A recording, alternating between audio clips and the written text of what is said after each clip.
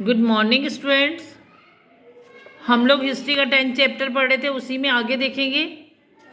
अकबर और राणा प्रताप के बीच प्रसिद्ध हल्दी घाटी का युद्ध 1576 ईस्वी में हुआ।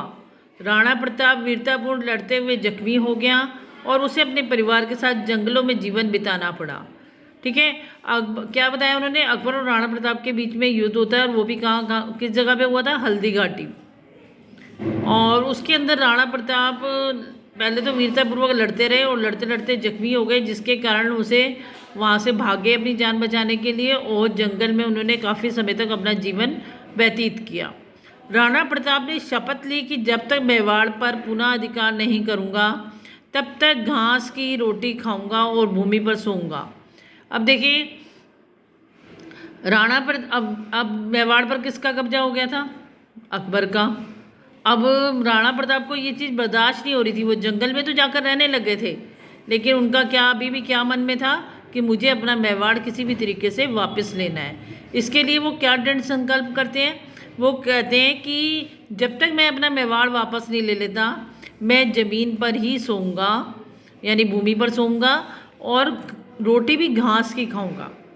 राणा प्रताप ने जंगल में रहकर एक बार पुनः सेना को एकत्र किया, उदयपुर, देवार और कोमलगीर राज्यों को स्वतंत्र करा लिया। राणा प्रताप ने इसके बाद भी कई प्रयास किए, परंतु वह चित्तौड़ पर पुनः अधिकार प्राप्त नहीं कर पाया। देखिए, राणा प्रताप अब क्या था? राणा प्रताप जंगल में रहा, और वहाँ रहते हुए ही उसने सेना को एकत्रित कर लिया। उसने उदयपुर, दीवार और कोलगीर राज्यों को स्वतंत्र करा लिया और अपने साथ मिला लिया,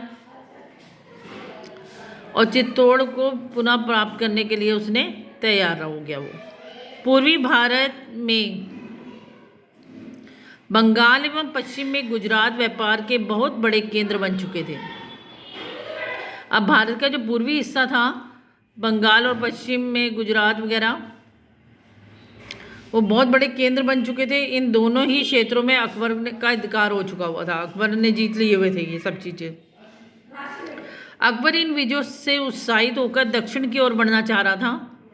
उस समय अहमदनगर का वर्चस्व पूरे दक्षिण भारत में था, मतलब अहमदनगर ने का ही सारा बोलबाला था दक्षिण की साइड। लेकिन अकबर चाह रहा था कि अब वो भी दक्षिण की ओर भी अपना साम्राज्य फैलाए, दक्षिण की साइड भी जाए और वहाँ के राज्यों को भी जीते। अकबर ने अहमदनगर की